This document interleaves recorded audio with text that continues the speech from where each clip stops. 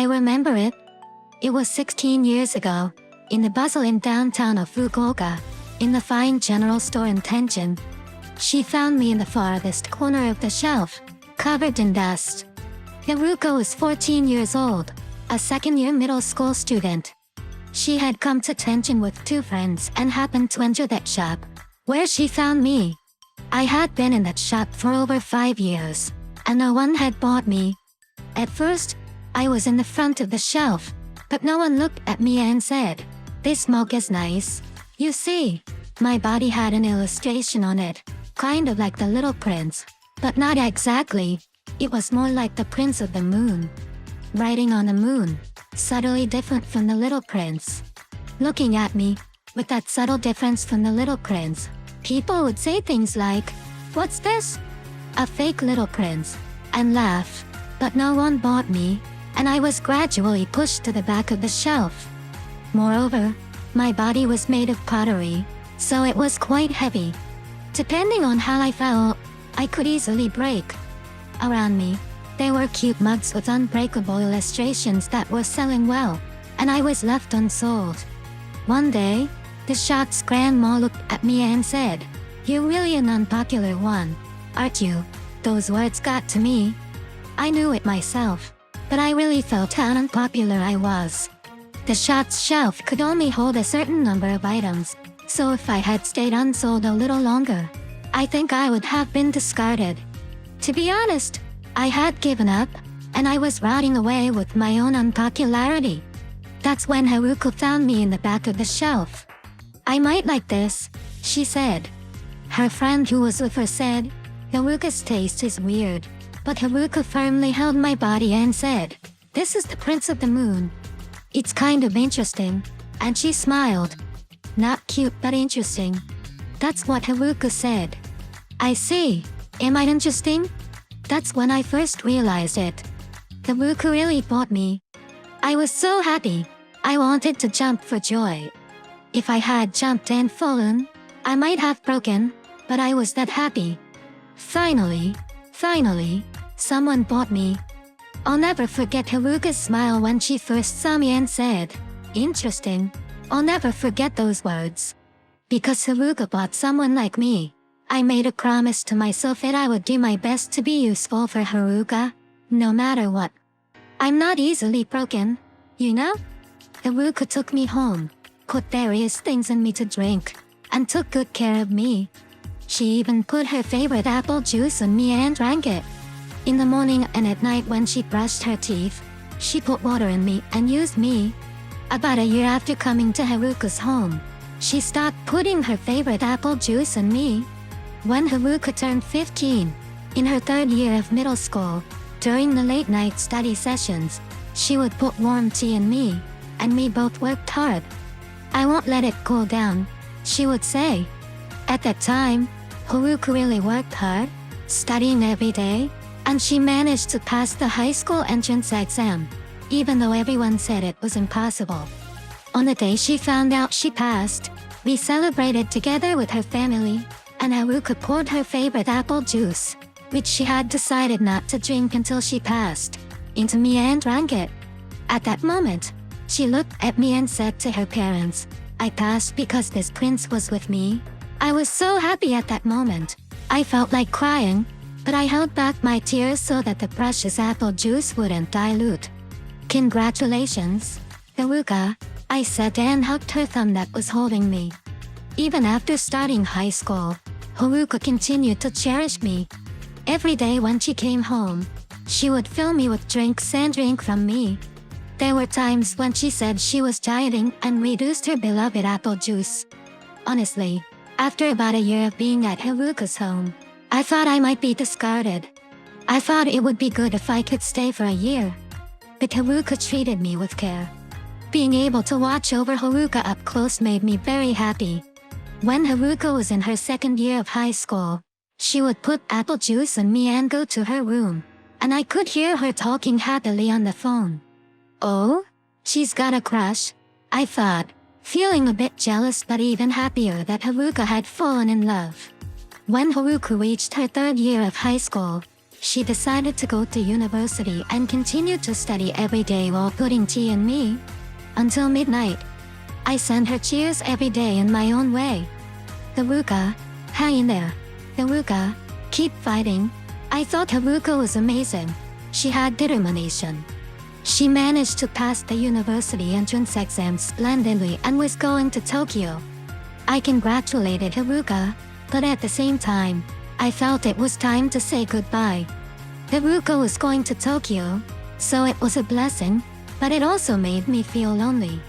However, Haruka took me to Tokyo with her. I never thought she would take me along. I thought for sure I would be left at her parents' home. But she took me with her, making me a part of her new journey. So, at that moment, I decided that I would protect Haruka in Tokyo no matter what. I might not be a very useful prince, but I would protect Haruka in my own way and support her. In the small apartment in Saint-Genjia, Tokyo, Haruka started living alone as a university student. Of course, when she first came to Tokyo, she felt lonely for a while. That was natural. She suddenly moved away from her family and started living alone in an unfamiliar city where she didn't make friends right away. So, in my own way, I tried to send Haruka encouragement. Haruka, you're not alone. I'm with you, I would say. I wonder if she heard that voice. I'm sure she did. Even when she looked lonely at home, after drinking apple juice from me, she would smile at me. So, I believe that my voice was definitely reaching her. Haruka's lonely face gradually turned into a smile. She made more and more friends in Tokyo. She got used to life in Tokyo, and she stopped looking lonely at home. And then, finally, in her second year of university, she got a boyfriend. He was from the same circle. When her boyfriend came to her house for the first time, I could tell that Haruka was nervous. At that time, I was also incredibly nervous. Somehow, I felt more embarrassed than her. I wanted to greet him with a hello when he entered the house. Haruka seemed a bit embarrassed too. She poured apple juice on me and placed me on the table. Her boyfriend accidentally drank from me, and Haruka said, "Oh, that's mine." He apologized, and after that, Haruka drank the apple juice from me and thought to herself, "Indirect kiss." Haruka's first boyfriend. The first time I saw Haruka's face when she was really in love. This is the kind of face people make when they truly like someone. Even when she was at home, she would listen to music while thinking about him. So, I wished for Haruka's happiness. But after 6 months, her boyfriend broke up with her. He had been two-timing her, and the other woman turned out to be one of Haruka's friends. Her boyfriend chose the friend over Haruka, and the friend apologized to Haruka and started dating him. Haruka lost both her boyfriend and her friend. Haruka cried in her room. She cried for a long time. I couldn't forgive him. I wanted to punch him for making Haruka cry so much. "You made Haruka cry this much," I shouted. Haruka was crying, crying, and she poured water into me and drank it all. At that moment, I shouted at her, "Haruka, fight on. Don't give up." When she finished drinking the water, her tears stopped. Then she looked at me and said, "I'll do my best, Prince." My voice had reached her after all. Haruka graduated from university and got a job at a bank. I thought it was impressive, but that's Haruka for you. She's diligent and worked exceptionally hard during her job search. She moved from Saint-Genjia to Nakano, closer to her workplace. At that time, I thought, this might be the final farewell. When I was being sorted among the trash in the room, I thought it was goodbye. I accepted it, but Haruka took me with her. In her new Nakano apartment, she took me out of the boxes and said, "Prince, this is our new home." Haruka became busier with her job, waking up early and coming home late. When she returned home, she often went straight to bed, still wearing her makeup, because she was so tired. I used to say to her, "Haruka, good job. Make sure to get plenty of rest." Haruka continued to grow into an adult, and I could see her in various states at home, smiling, crying, getting angry, feeling frustrated. I witnessed many moments of Haruka. When Haruka laughed, I laughed. When she got angry, I got angry too. When she cried, I felt sad, but I also wanted to encourage her, and then she would smile again. When she was 28, Haruka brought her boyfriend, Takeru, home. Takeru was 2 years older and someone she had met through work. When I first saw Takeru, I thought, he seems like a good guy. Then, when Haruka turned 30, she got married to Takeru. When Takeru first came to her house, he looked at me and asked, "Have you been around for a long time?" Haruka replied, "Yes, since middle school." He's like my boyfriend. Hearing that, I thought, cut it out, but in a way, it made me happy. After hearing that, Takeru said, "Well, I have to work hard not to lose to him." Then, and he kissed Haruka. Jealousy. But when I saw how happy Haruka looked, I was also happy. Her joy was my joy. On their wedding day, Haruka placed me in front of her seat and filled me with apple juice. When Takeru and Haruka cut the cake together, I shouted loudly, "Congratulations on your wedding, Haruka." After getting married, Haruka became a wife and moved to a new home, but she still took me with her. Thank you, Haruka. From now on, I'll protect you until the end. I made that promise. Haruka and Takeru got married and became a family. Haruka's face changed significantly after marriage, and it was evident that she truly loved Takeru. I could sense that she had found someone she loved deeply, and it made me feel relieved. It was wonderful to see what it was like to have someone to love. Haruka and Takeru both hoped to have a child. I also strongly wished for it. Then, a year after their marriage, Haruka became pregnant. When Takeru came home, Haruka told him, "I'm pregnant," and Takeru was delighted. He jumped for joy. I was equally thrilled. I shouted, "Congratulations, Haruka," as I hugged her thumb. 2 weeks later, Haruka came home crying. Takeru was not there because he was at work.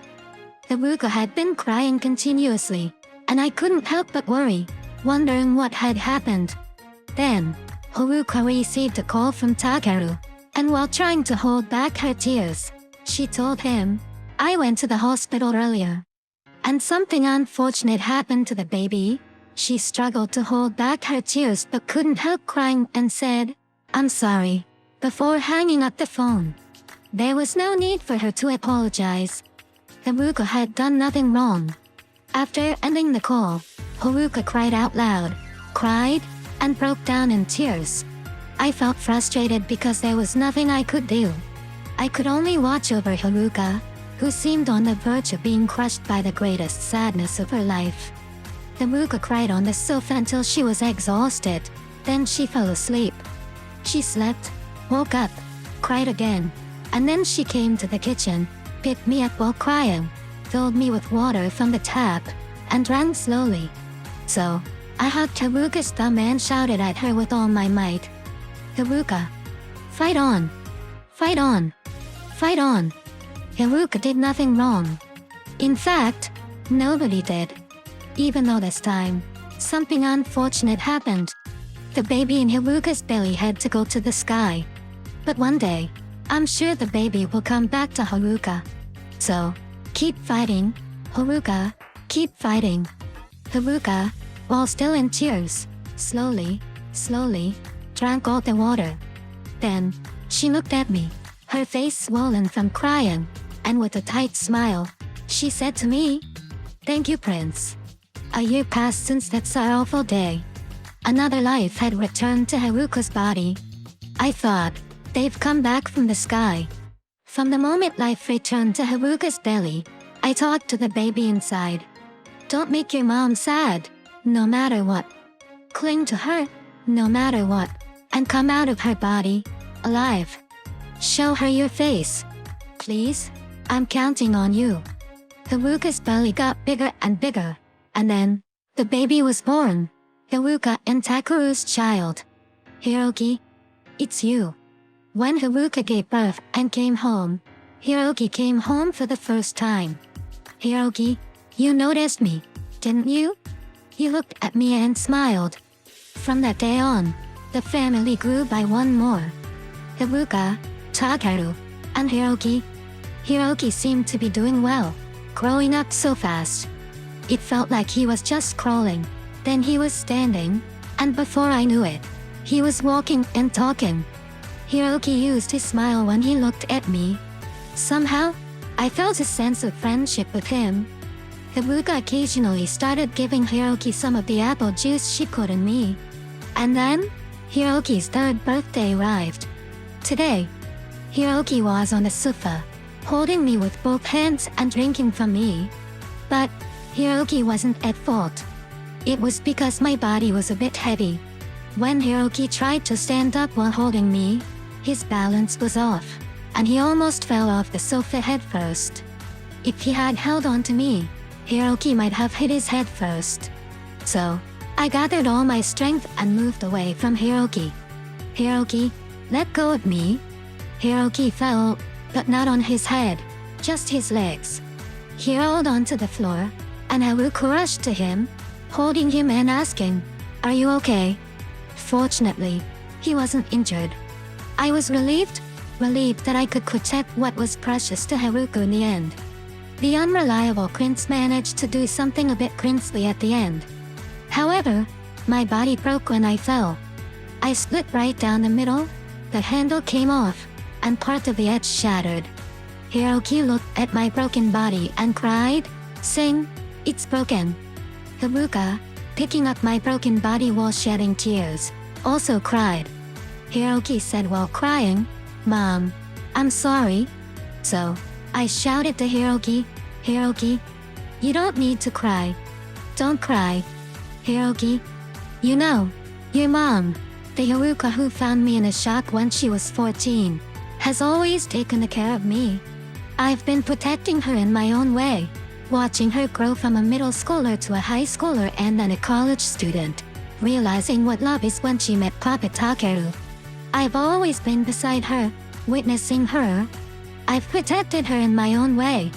Now, your mom has something more important than her own life. It's you, Hiroki. So, don't worry anymore. Your mom, Haruka, will be just fine because you're there. Hiroki, I'm counting on you.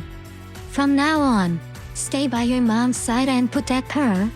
Laugh together, cry together, get angry together, and then, laugh together again. I've been protecting her in my own way, so now it's your turn. Hiroki, don't let her down. And then, Haruka, don't cry. Haruka, Haruka, Haruka. Thank you for picking me up in that shop on that day, Haruka. Thank you for letting me share so much happiness. Goodbye. From now on, I'll keep watching over you from the moon, closer than anyone else. I love you. From the Moon Prince.